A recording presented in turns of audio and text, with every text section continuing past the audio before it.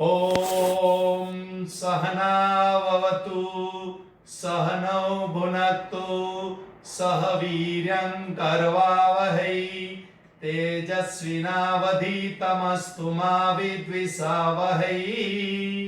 ॐ शान्ति शान्ति शान्तिः। हरि ओम श्री गुरुभ्यो नमः। हरि ओम। પ્રભુની કૃપા આજનો વિષય છે પ્રભુ કૃપા। આજે 91મો વર્ગ છે આપણો નોન સ્ટોપ 91। આ સૌથી મોટી પરમાત્માની આપણા જેવાઓ માટે અહીં કૃપા છે। ગઈકાલે આપણે જોયું કે અનન્ય ભક્તિથી પ્રભુની કૃપા પ્રાપ્ત થાય અને શાંતિની પ્રાપ્તિ થાય, આત્મ શાંતિની પ્રાપ્તિ થાય। તો અનન્ય ભક્તિ એટલે શું અને એના પરથી પરમાત્માની કૃપા શું થાય એ આજે આપણે એ લિંક મેળવશું। તો જે ગઈકાલે આપણે વાત કરેલી આત્મ શાંતિની એ ખરેખર આપણે એ વિષયને પૂર્ણ કરી શકશું। वर्षो तलक लाखों भले ही शास्त्र तू सुनता रहे। वर्षो तलक लाखों भले ही शास्त्र तू सुनता रहे। पढ़ता रहे या रात दिन उपदेश भी करता रहे।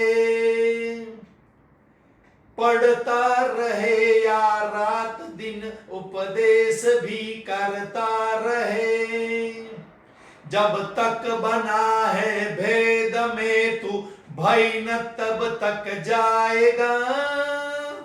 जब भेद सब मिट जाएगा तब शांति अक्षय पाएगा। जब में भेद सब मिट जाएगा तब शांति अक्षय पाएगा। અનન્ય ભક્તિ એટલે ભેદ બધો મટી જવો જોઈએ। વર્ષો સુધી આપણે ભલે શાસ્ત્ર સાંભળતા રહીએ, વાંચતા રહીએ લાખ રાત દિવસ સુધી કે ઉપદેશ પણ આપતા રહીએ, છતાં પણ જ્યાં સુધી ભેદ છે મેં और तू, હું અને આ બીજો એવો ભેદ છે, ભય જશે નહીં। અને ભેદ જ્યારે મટી જશે ત્યારે ભય ચાલી જશે અને અક્ષય શાંતિને પ્રાપ્ત થશે। હવે આ ભય એટલે કે અનન્ય ભક્તિની સ્થિતિ કાયમ રહે, એટલે કે ભેદ નિવૃત્તિ કાયમ રહે, એના માટે પરમાત્માની કૃપા આવશ્યક છે। તમે ને હું મહેનત કરી શકીએ, સાધના કરી શકીએ, પરંતુ અમુક વસ્તુ તો પરમાત્માએ પોતાની પાસે જ પોર્ટફોલિયો રાખ્યો છે। માટે અનન્ય ભક્તિ ભેદને મિટાવવાનો પ્રયત્ન કરીએ અને આ બાજુ શાંતિ છે, વચ્ચે છે પરમાત્માની કૃપા, પ્રભુની કૃપા। તો ચાલો આજે આપણે જોઈએ પ્રભુની કૃપા કેવી રીતે પ્રાપ્ત થયેલી છે આપણને। વિવેક ચૂડામણીનો ત્રીજો શ્લોક છે કે દુર્લભમ ત્રયમેવે તદ દેવાનુગ્રહ હેતુકમ મનુષ્યત્વમ મુમુક્ષુત્વમ મહાપુરુષ સંશ્રય। અહીંયા બેઠેલા ઘણા બધાને આ શ્લોક ખબર હશે। આ શ્લોકની અંદર પરમાત્માની કૃપા કઈ રીતે આપણી ઉપર છે એ ટૂંકમાં જણાવ્યું છે। ઘણી બધી કૃપાના મહત્વની કૃપા આ ત્રણ કૃપા છે। પહેલું છે મનુષ્યપણું। બરાબર શબ્દ સાંભળજો, અહીંયા શ્લોકમાં મનુષ્યત્વમ કીધું છે, મનુષ્યપણું। મોક્ષપણું એટલે કે મોક્ષની ઈચ્છા અને મહાપુરુષનો સમાગમ, આ ત્રણ દુર્લભ છે। પરમાત્માથી કૃપાથી જ પ્રાપ્ત થાય છે। તો પહેલું આપણે જોયું મનુષ્યપણું। આપણે અનેક જન્મમાં કેટલાય પાપ કર્મ કર્યા છે, છતાં ભગવાને ફરીથી મોક્ષ પ્રાપ્તિનો લકી ડ્રો આપણને આપ્યો છે અને એ છે મનુષ્યપણું. હવે આ મનુષ્ય જન્મ અને મનુષ્યપણામાં ફરક શું છે? તો એક શાયરે બહુ સુંદર કીધું છે, નથી મંજિલ કોઈની ધર્મ કે જાત સુધી.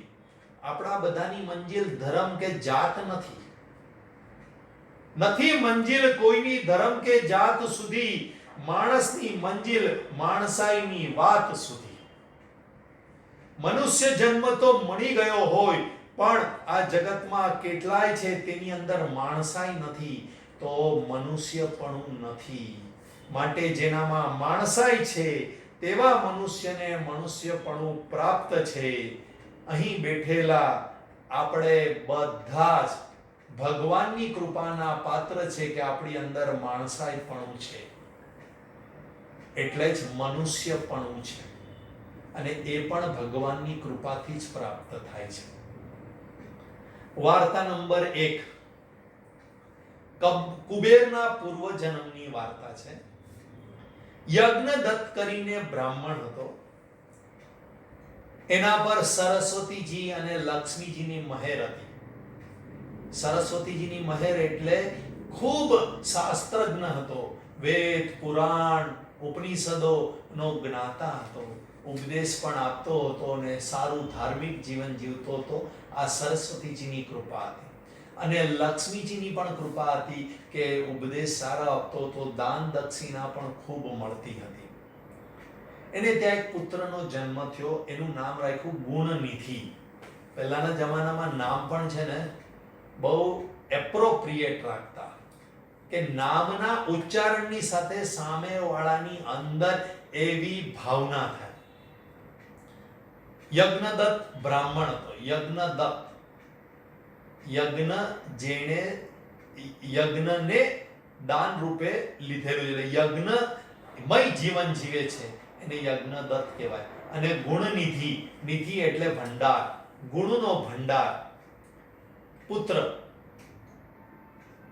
નાનપણમાં પિતાએ ખૂબ સારા સંસ્કાર આપ્યા, ધાર્મિક જ્ઞાન આપ્યું, પરંતુ જેમ આપણે બધા જાણીએ છીએ કે 15 વર્ષ સુધી પુત્રને જ્ઞાન આપી શકાય, એના પછી ના આપી શકાય.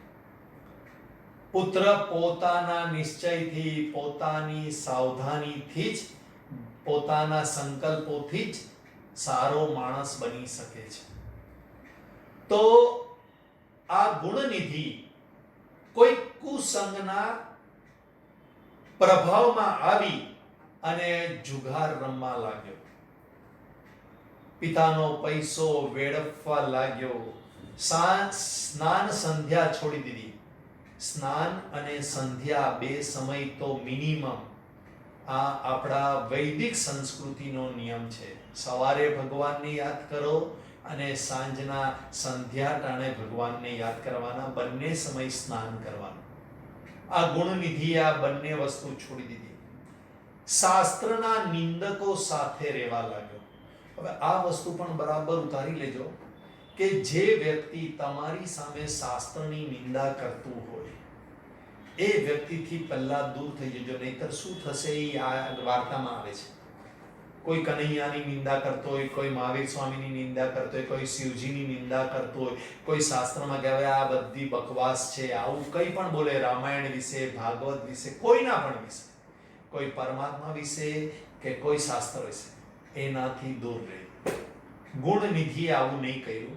એ શાસ્ત્ર નિંદકના સંગમાં રહેવા લાગ્યો અને એને લીધે એ ચોરી કરવા લાગ્યો, પરસ્ત્રી ગમન કરવા લાગ્યો, શરાબ પીવા લાગ્યો અને અનેક કુકર્મ કરવા લાગ્યો. માતાને ખબર પડે, પરંતુ માતા સ્નેહવશ એની સામે આંખ આડા કાન કર્યા અને પિતાને જણાવવા દીધું નહીં. ગુણનિધિના વિવાહ થઈ ગયા, પરંતુ એણે કુસંગ છોડ્યો નહીં. એકવાર માતા સૂતી હતી તો એની હાથની વીંટી કાઢી અને જુગાર રમવા માટે લઈ ગયો અને જુગારીની સામે હારી ગયો. પિતા યજ્ઞદત્તે આ જુગારીના હાથમાં એની પત્નીની વીંટી જોઈ અને એને પકડ્યો. આ વીંટી ક્યાંથી આવી? અને જરાક ધમકાવ્યો તો બધું સાચું કહી દીધું કે ગુણનિધિ અમારા સંઘમાં છે ને આવું કરે ને આવું કરે બધું. એટલે પિતાને ખબર પડી. એટલે પિતા ઘરે આવ્યા, માતાને ધમકાવી. માતાએ પણ સાચું કીધું કે મને ખબર હતી. એટલે માતાને કહ્યું, એટલે પત્નીને કહ્યું કે જો તું આજથી ગુણનિધિ સાથે સંબંધ નહીં તોડે તો તારાને મારા સંબંધ કટ. અમુક વસ્તુ એવી હોય કે પિતાએ સ્ટ્રિક્ટ થવું જ પડે. અને એ જ વસ્તુ અહીંયા ઘડી યજ્ઞદત્તે કરી.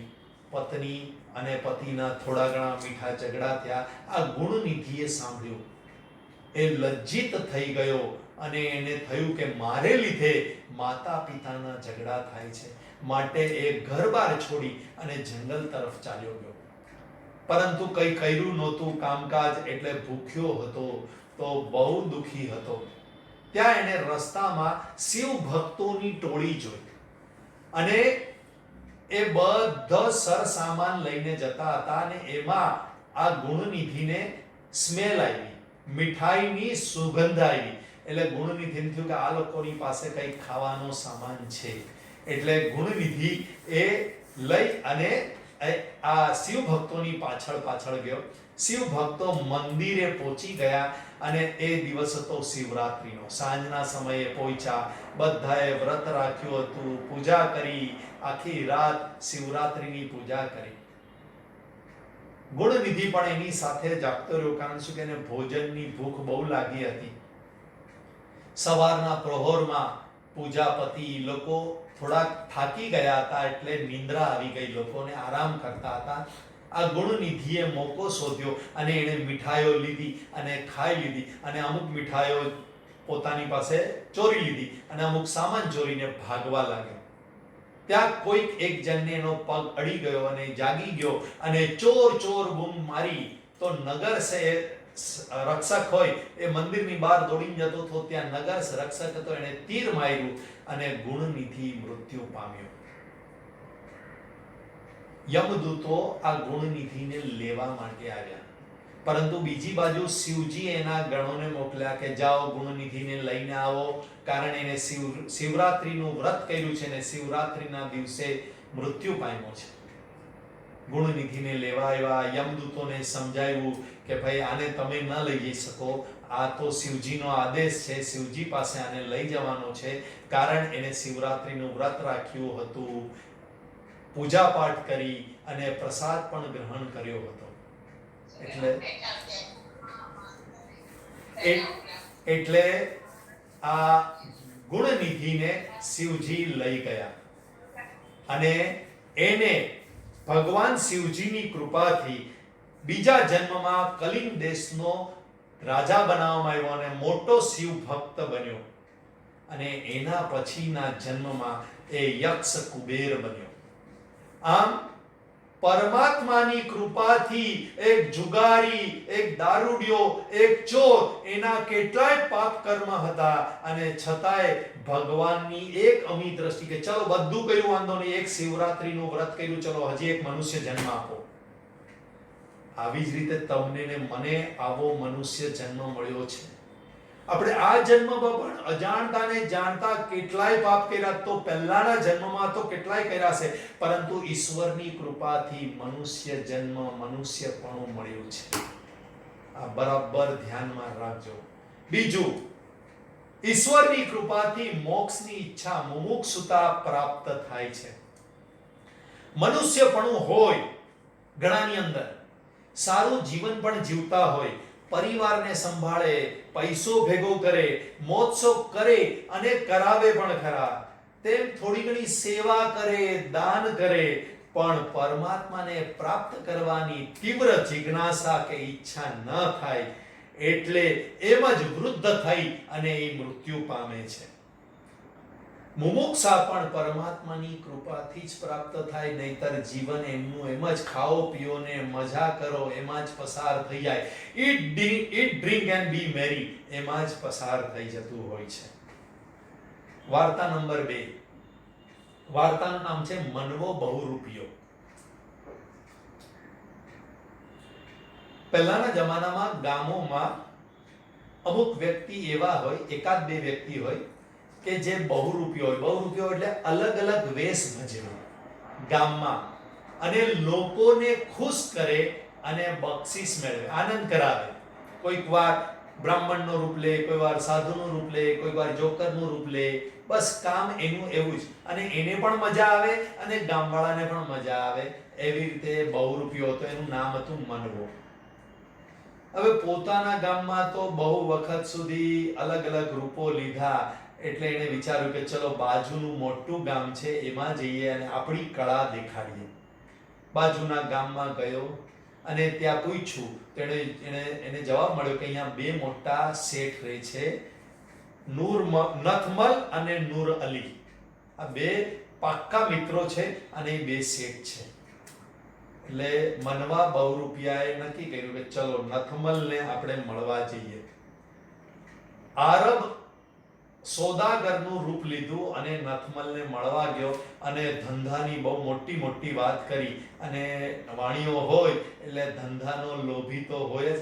એટલે આરબ સોદાગર સાથે બધા માલ સામાનનું બધું નક્કી કર્યું, ભાવતાલ નક્કી કર્યું. એને થયું કે આ તો રૂપિયાનો માલ આઠાણામાં મળે છે, તરત ને તરત લઈ લેવો જોઈએ. અને એની સાથે વાત કરતા બધું નક્કી થયું.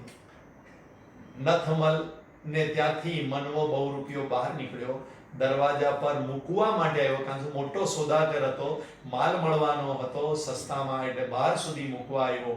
અને જેવો મૂકવા આવે છે એવો જ મનવો બહુરૂપિયો કહે છે કે ભાઈ હું તો કોઈ સોદાગર નથી, હું તો મનવો બહુરૂપિયો છું અને તમને બનાવટ કરવા માટે આવ્યો હતો. મારો તો આ રૂપ લેવાનું, કળા કરીને કમાવાનો ધંધો છે. શેઠ બહુ ખુશ થઈ ગયા. એને સાંભળ્યું હતું બાજુના ગામમાં આવો કોઈક વ્યક્તિ છે. તો એને જોયું તો અરે વાહ, મેં આજે સાક્ષાત મનવાને જોયો. ખુશ થઈ ગયા, બક્ષિસ આપી. પરંતુ નથમલ શેઠે કીધું કે એક કામ કર, મારો મિત્ર મારા કરતા હોશિયાર છે, એને તું પટાવીને, એને ઉલ્લુ બનાવીને દેખાડ તો ખરો. કહો નૂર અલી કરીને છે, અહીંયાથી થોડેક દૂર જ રહે છે. મનવો બહુરૂપિયો તો ચેલેન્જ સ્વીકારવાળો તો ગયો. નૂર અલીને ત્યાં ગયો, સલામ આલેકુમ કીધું. એટલે ઓલો નૂર અલી કીધું આપણે જાતભાઈ છે. મનવાએ કાબા અને મદીના, મક્કા, હજની વાતો કરી, કુરાનની વાતો કરી. એટલે નૂર અલી તો પ્રભાવિત થઈ ગયો અને પછી સોદાની વાતો કરવા લાગ્યો. નૂર અલી પણ કે નહીં, હું તારી સાથે કામ ધંધો કરીશ. એક કામ કર, આજે તો આપણે ઘણી બધી બીજી બધી વાતો કરી, મારે કામે જવાનું છે, કાલે તું જમવા આવ અને આપણે બધો સોદો તારી સાથે નક્કી કરીએ. કાલે 12 વાગે બરાબર જમવા આવજે. મનવો બહુરૂપિયો તો ગયો, આ બાજુ નથમલને મળી અને એની પાસેથી બક્ષિસ લઈને તો રવાના થઈ ગયો. કારણ કે નથમલે એને કામ કરવા કીધેલું હતું, ઉલ્લુ બનાવવા, તો એને તો બનાવી લીધો. બીજે દિવસે નૂર અલી રાહ જુએ 12 વાગ્યા, 12:30 વાગ્યા, 4 રસ્તે ગયો ગોતવા કે ભાઈ રસ્તો તો ભૂલી નથી ગયો ને. ત્યાં સામેથી નથમલ શેઠ મળ્યા ને કીધું ક્યાં ચાલ્યા નૂર અલી? તો કે નહીં, એક ભાઈ મારી સાથે સોદો કરવા આવેલો, આજે જમવા નથી આવ્યો, કદાચ રસ્તો ભૂલી ગયો છે. તો નથમલે કીધું એ કોઈ સોદાગર નહોતો, એ તો મનવો બહુરૂપિયો હતો, જેની આપણે બંને વાત કરતા હતા કે આવી રીતે બાજુના ગામમાં. તો નૂર અલી કે શું વાત કરે છે? એ પણ ખુશ થઈ ગયો, પરંતુ મનમાં ગાંઠ વાળી કે યાર નથમલ શેઠે મને ફસાવ્યો, હું એને છોડીશ નહીં હવે. નૂર અલી ત્યાંથી તો વયો ગયો, પણ તો આખા ગામમાં શોધવા લાગ્યો કે મનવો બહુરૂપિયો છે ક્યાં. અને એને ગોતી કાઢ્યો અને મનવાને કીધું કે હજી એકવાર તું નથમલને ઉલ્લુ બનાવીને બતાડ તો હું તને ખરો કહું. બરાબર સાંભળજો, વાર્તા છે મુમુક્ષુતા માટે, એટલે બીજી બધી વાતો માટે નથી. બરાબર હવે પકડજો મુમુક્ષુતા કેવી રીતે આવે છે, મોક્ષની ઈચ્છા. તો નૂર અલીએ પૈસા આપ્યા. તો ઓલા મનવા બહુરૂપિયા કીધું કે 4 મહિના લાગશે, પરંતુ હું નથમલને મનાવી. તો કે 4 મહિના ભલે લાગતા, પરંતુ નથમલને એવો ઉલ્લુ બનાવ કે જિંદગી પર યાદ રહે. મનવા બહુરૂપિયો તો ગયો, ત્યાંથી ગામની બહાર વયો ગયો. એ તીર્થયાત્રા કરવા માટે નીકળી ગયો, સાધુ સંતોને મળવા લાગ્યો. એને નક્કી કર્યું કે આ વખતે અમારે સાધુનો વેશ લેવો છે. અલગ અલગ જગ્યાએ સાધુ સંતોને મળે, સત્સંગ કરે, જાણે એની પાસેથી ખૂબ ખૂબ સારા વિચારો, એનું તો જીવન આનંદમાં વીતવા લાગ્યું. 4 મહિના પછી મનવો બહુરૂપિયો સાધુનો વેશ લઈ અને દાઢી બાડી વધારી દીધેલી. આજકાલ લોકડાઉનમાં પણ ઘણા બધાએ દાઢીઓ વધારી દીધી છે કે ચલો યાર લોકડાઉનને આપણે શ્રાવણ મહિનો સમજીને દાઢી વધારી દઈએ, લોકડાઉન લુક. એટલે એણે પણ દાઢી બાડી વધારી દીધી ને સાધુ જેવો લાગ્યો અને ફરીથી આ નૂર અલીના ગામમાં આવી ગયો અને એક ટેકરી ગોતી અને એ ટેકરી પર જઈને બેસી ગયો અને બધાને ઉપદેશ આપવા લાગ્યો. ગામમાં વાતો ફેલાવા લાગી. ધીરે ધીરે બધા લોકો વધવા લાગ્યા. આ મોટા શેઠને, નથમલ શેઠને પણ વાત મળી. નૂર અલી તો મુસલમાન હતો એટલે એને તો હિન્દુ સાધુ સંતો સાથે કઈ પડી ન હોય. એટલે નથમલ શેઠને વાત મળી. નથમલ શેઠ એક દિવસ આ મનવા બહુરૂપિયાની ટેકરી પર સાંભળવા માટે ગયો. એ તો ખૂબ ઇમ્પ્રેસ થઈ ગયો. બીજે દિવસે બંને પુત્રને લઈને એ સાંભળવા માટે ગયો. હવે જોયું મનવા બહુરૂપિયાએ કે હવે બરાબર આ નથમલ શેઠ મારા પ્રભાવમાં છે. એણે ઊંચો ઉપદેશ આપવાનું ચાલુ કર્યું. શું ઉપદેશ આપ્યો કે મનુષ્ય જન્મ મળવો દુર્લભ છે. હે શેઠ, મનુષ્ય જન્મ મળવો દુર્લભ છે. કુકર્મથી મનુષ્યનો જીવ પગ નીચે કચડાતા ઘાસનું રૂપ લે છે. એટલે ખૂબ કુકર્મ કરશો તો ઘાસ રૂપી જન્મ મળશે, જેની ઉપરથી કેટલાય લોકો તમને કચડી નાખશે. કોઈ સારા કર્મ કરે તો કદાચ હાલતો ચાલતો કીડાનો અવતાર મળે. હજી વધુ સારા કર્મ કરો તો ઉડતા ભમરનો અવતાર મળે. હજી સારા કર્મ કરો તો ગાયનો અવતાર મળે અને બહુ જ સારા કર્મ કર્યા હોય તો વધારેમાં વધારે દેવનો અવતાર મળે. પરંતુ પ્રભુની કૃપા થાય તો જ 184 માં શ્રેષ્ઠ મનુષ્ય જન્મનો અવતાર મળે. શેઠ, તમારા પર પરમાત્માની ખૂબ કૃપા છે. તમને મનુષ્ય જન્મ મળ્યો છે અને એમાં પણ સંયોગ હોય, વધુ કૃપા હોય તો ભારત દેશમાં જન્મ મળે. પણ જો સત ધર્મની પ્રાપ્તિ નહીં થઈ, સત પરમાત્માની પ્રાપ્તિ નહીં થઈ તો આ જન્મ નિરર્થક છે. સત ધર્મ તો સદગુરુના સમાગમ વગર પ્રાપ્ત થાય જ નહીં. પરમાત્માનું જ્ઞાન સદગુરુના સમાગમ વગર પ્રાપ્ત થાય જ નહીં. શ્રદ્ધા તારું ધન છે. તમે વિચાર કરજો, મનવો બહુરૂપિયો શેઠને પ્રભાવમાં પાડવા માટે કેવી વાત કરતો હતો કે હવે શ્રદ્ધા રાખ તું મારા પર. એટલે એમ શું કે શ્રદ્ધા તારું ધન છે. અશ્રદ્ધા આત્માને અલ્પ બનાવે છે અને સંસારને અનંત બનાવે છે. નથમલ શેઠ પ્રભાવમાં આવી ગયા.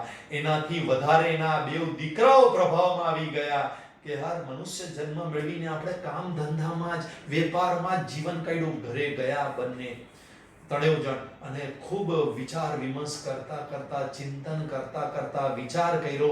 નથમલ શેઠે છોકરાઓને કીધું કે લાખ જૂઠા નર જમી જાય એની પરવા નહીં, પણ 1 લાખેણો નર જમી જાય તો બધી જ બાદબાકી સરવાળામાં બદલાઈ જાય.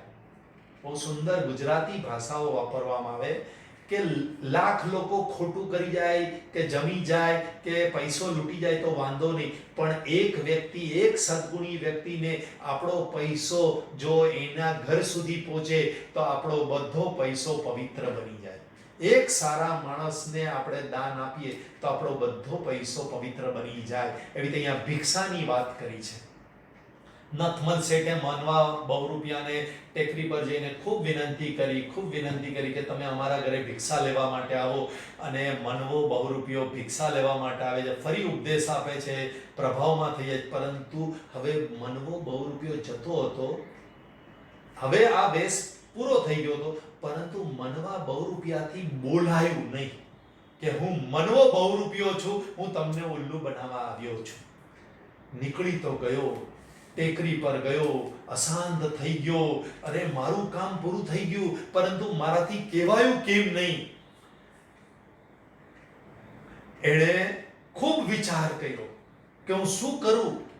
આ મારા માટે મોકો હતો. એણે મુનિના કપડા કાઢી નાખ્યા કે આ કપડાને લીધે હું સાચું બોલી શક્યો નહીં કે હું આ મનવો બહુરૂપિયો છું. અને એણે સાદા કપડા પહેરી લીધા અને લોકોને સાચું હવે કહેવા લાગ્યો. એ કેવા લાગ્યો કે જૂઠાને બતાવી સાચાને સમજાવવો પડે એનું નામ દુનિયા. જૂઠાનો સહારો લઈ અને મેં સાચા પરમાત્માની વાત કરી છે. આ જ દુનિયાનું રહસ્ય છે. સત્યને સમજાવવા માટે મેં અસત્યનો સહારો લીધો છે. આ જ મારો સંસાર છે.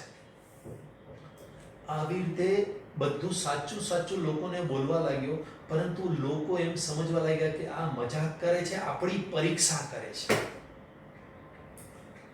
ईश्वर कृपा हो तो अपनी गलती भी मजाक लगती है. ईश्वर कृपा हो तो अपनी गलती भी मजाक लगती है. अकृपा हो तो मजाक भी गलती लगती है. આ સાચી વાત કરતો હતો તો લોકો વધારે પ્રભાવમાં આવવા લાગ્યા કે કેટલો મહાન સંત છે કે હવે એ આપણી પરીક્ષા કરે છે, પણ આપણે પરીક્ષામાંથી નપાસ નથી થવાનો. નથમલ શેઠ અને એના બે યુવાન દીકરાઓ એક દિવસ આવ્યા, સાંજના મનવાના ચરણે પડી ગયા, અમને દીક્ષા આપી દો, અમને સંન્યાસ દીક્ષા આપી દો, બસ હવે સંસારમાં રસ રહ્યો નથી. મનવાનો ઓલો ડ્રેસ પહેરેલો હતો એટલે એ નથમલ શેઠને ભેટ્યો અને એને કહ્યું કે હે શેઠ, હું તો મનવો બહુરૂપિયો છું. મને નૂર અલીએ તમને બનાવટ કરવા માટે થઈને પૈસા આપ્યા હતા અને હું બનાવટ કરતો હતો. નથમલ શેઠ કે ગમે તે હોય, તું મારો ગુરુ છે. તે મને મોક્ષની ઈચ્છા ઊભી કરી છે. તે મારી અંદર મુમુક્ષા ઊભી કરી છે, માટે તું ગુરુ છે. હવે હું તને છોડવાનો નથી.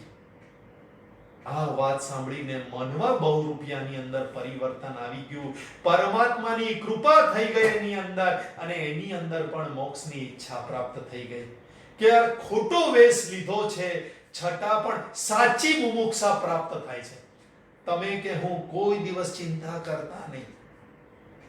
તમારી ને મારી અંદર સાચી ઈચ્છા હશે તો ભલે ખોટા ગુરુ મળ્યા હશે, છતાંય આપણને મુમુક્ષા પ્રાપ્ત થશે ને થશે. અહીંયા શેઠને મુમુક્ષા પ્રાપ્ત થઈ અને શેઠની તીવ્ર શરણાગતિથી ઈશ્વરની કૃપા મનવા પર થઈ, એને પણ મુમુક્ષા પ્રાપ્ત થાય. બંને આત્મજ્ઞાન મેળવવામાં તીવ્રતા પ્રાપ્ત કરી લીધી અને એના પુત્રો સાથે, અને મનવો એ જ ટેકરી પર સમાધિસ્થ થઈ ગયો અને એ ટેકરીનું નામ પડી ગયું મનવા ટેકરી. આ મુમુક્ષા પણ ખબર નથી.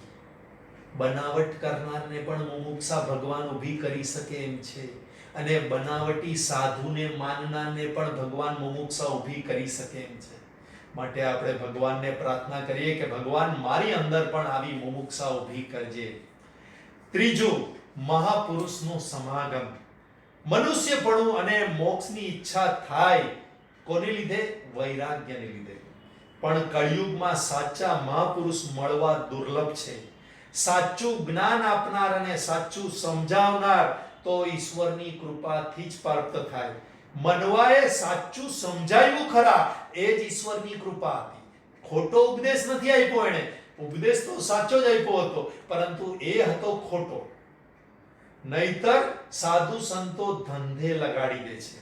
પૂજા, ઉત્સવો, દાન ભેગું કરવું, આશ્રમો બાંધવા, મંદિરો બાંધવા, ટ્રસ્ટી બનાવે, કર્મકાંડ કરતા રહો કહે, દંભ કરાવતા રહે, ભય ઉભો કરતા રહે, સ્પર્ધા ઊભી કરતા રહે, દેખાદેખી અને પ્રતિષ્ઠામાં જોડેલા રાખે ગુરુઓ. માટે આ કળિયુગમાં ગુરુ મહાપુરુષ મળવા જ દુર્લભ છે. ગુરુ આવા જ મળવા, વધારે પડતા આવા જ મળશે. અને કદાચ કોઈ જ્ઞાની ગુરુ મળી પણ જાય તો જ્ઞાની ગુરુ પાસે રહેતા હોય તેને મોક્ષની ઈચ્છા ન થાય. એનું મન શ્રવણ મનન કે ધ્યાનમાં ન ચોટે. એની સિવાયની બીજી વ્યવહારિક વાતોમાં, ગુરુ સાથે રહીને પણ વ્યવહારિક વાતોમાં જ એનું મન ચોટે, એમાં જ રસ હોય. મોક્ષની ઈચ્છા તીવ્ર હોય તો દયાળુ સંતનો ભેટો થઈ જ જાય, બુદ્ધિની બારીઓ ખુલી જ જાય. વાર્તા નંબર 3. એક રાજા ખૂબ બેચેન હતો. અને એ બેચેની એની હતી ભગવત પ્રાપ્તિની, એની અંદર તીવ્ર ઈચ્છા હતી કે ભગવાન કેવી રીતે પ્રાપ્ત થાય. છત પરથી બજાર તરફ જોતો હતો પણ એનું મન હતું ભગવાનની પ્રાપ્તિ કેવી રીતે થાય એમાં. તો એણે એક સાધુને નિષ્ફિકર ફરતો જોયો. બજારમાંથી ફરતો હતો પરંતુ એનું ધ્યાન બજારમાં કોઈ પણ દુકાન પર નહોતું. એ એમની મસ્તીમાં મસ્ત હતો. એટલે રાજાને થયું કે આ ભિખારી જેવો માણસ દેખાય છે પણ મસ્ત છે યાર, આ ખુશ છે ને હું જો કેટલો અશાંત છું. એક નોકરને કીધું જાઓ ઓલા આ નીચે સાધુ જઈ રહ્યો છે, ફકીર જઈ રહ્યો છે, ફકીર જેવો સાધુ જેવો માણસ જઈ રહ્યો છે, એને બોલાવો. નોકર ગયો પરંતુ રાજાની ઈચ્છા એટલી તીવ્ર હતી કે સૈનિક બાજુમાં હતું, એને કીધું કે દોરડું નીચે નાખ, આ સાધુને તરત ને તરત ઉપર બોલાવો. સાધુને બાંધો અને ખેંચીને ઉપર લાવવામાં આવ્યો. પહેલા તો રાજાએ માફી માંગી કે મને માફ કરજો કે મારાથી રહેવાયું નહીં ને તમને કષ્ટ આપવો પડ્યો, પરંતુ મારો પ્રશ્ન એટલો તીવ્ર હતો કે હું રાહ જોઈ શકું એમ નહોતું. સાધુ કીધું બોલો તમારો પ્રશ્ન શું છે? તો કે ભગવાનની પ્રાપ્તિ તરત કેવી રીતે થાય? તો આ સાધુ કીધું રાજા તને તો ખબર છે. રાજા કે મને કેવી રીતે ખબર? મને ખબર હોત તો હું તમને પ્રશ્ન કેમ પૂછત? તો સંતે કીધું કે જો મારા મનમાં રાજાને મળવાની ઈચ્છા હોત તો કેટલીય વાર લાગત અને કદાચ અસંભવે હોત, કેટલીય અડચણો આવત, પરંતુ તને એટલે કે રાજાને મને મળવાની ઈચ્છા હતી તો કેટલી વાર લાગી? જરાય વાર નહીં લાગી. બસ એવી રીતે જ ભગવાનને રાજા તને મળવાની ઈચ્છા હશે ત્યારે જરાય વાર નહીં લાગે. રાજા કે આ મારા પ્રશ્નનો જવાબ નથી, આ તો બીજું કોકડું ઊભું થયું. તો બીજો પ્રશ્ન છે તો કે ભગવાનને મને મળવાની ઈચ્છા ક્યારે થશે? તો સંત કે ઈ પણ તને ખબર છે. કે કેવી રીતે ખબર છે? તો કે જો રાજા તે મને ઉપરથી જોયો અને મને મળવાની તને ઈચ્છા કેમ થઈ? તો રાજા કે તમે એકદમ નિષ્ફિકર ભરતા હતા, આનંદમાં રહેતા હતા, કોઈની સાડાબારી નહોતી, કોઈ ભોગનું આકર્ષણ નહોતું, કંઈ નહોતું. એટલે મને થયું કે જલ્દીથી તમને મળો. બસ રાજા આવી જ રીતે તું એક પરમાત્માની લગ્નીમાં જોડાઈ જશે. આ સંસારના ભોગોની આસક્તિ નહીં હશે, નિષ્ફિકર ફરતો હશે તો ભગવાનને પણ તીવ્ર ઈચ્છા થઈ જશે અને તરત તને મળવા આવશે. રાજા આ સાધુના પગે સાષ્ટાંગ નમસ્કાર કહે છે કે કેટલાય સાધુ સંતોને મળ્યો પરંતુ મહાપુરુષનો સંગ નહીં થયો. તમારા જેવા મહાપુરુષનો સંગ થઈ ગયો અને મને ચાવી મળી ગઈ પરમાત્મા પ્રાપ્તિની કે હું નિષ્ફિકર બની જઈશ, હું અસંગ બની જઈશ, આ સંસારની માયામાંથી મુક્ત થઈ જઈશ અને વિચરણ કરીશ તો ભગવાન પણ તીવ્ર બની જશે કે ભાઈ આવા ભક્તને તો મારે તરત મળવું જોઈએ. આમ ત્રણ વસ્તુ પરમાત્માની કૃપાથી થઈ. બોલો આ સાધુનો સંગ રાજાને કોની કૃપાથી થયો? એ તો દોરડું બાંધીને આવ્યો કે નમસ્કાર કર્યા નતો કે મહાન પુરુષ હતો એવી રીતે નહોતું, પરંતુ પરમાત્માની કૃપા થઈ અને એને શ્રેષ્ઠ સાધુનો સંગ મળી ગયો. આમ ત્રણ વસ્તુ મનુષ્યત્વમ, મુમુક્ષુત્વમ અને મહાપુરુષ સંશ્રય આ પરમાત્માની કૃપાથી થાય છે. આના સિવાય પણ તમે બધાએ ઘણા બધા જવાબો આપ્યા છે, એ પણ બધા પરમાત્માની કૃપાથી જ પ્રાપ્ત થાય છે. બધાના જ જવાબો સાચા છે. ઓમ પૂર્ણમદ પૂર્ણમિદં પૂર્ણાત પૂર્ણમુદચ્યતે પૂર્ણસ્ય પૂર્ણમાદાય પૂર્ણમેવાવશિષ્યતે. ઓમ શાંતિ શાંતિ શાંતિ. હરિ ઓમ શ્રી ગુરુભ્યો નમઃ. હરિ ઓમ. આપણે છેલ્લા સાધકના અનુભવોની વાતો કરશું. તો જેને પણ નામ લખાવવું હોય, કાલનો વિષય આવી ગયો છે, આજથી દરેક વિષયમાં જેને પણ બોલવું હોય નામ લખાવી શકે છે. આશાબેન. હરિ ઓમ.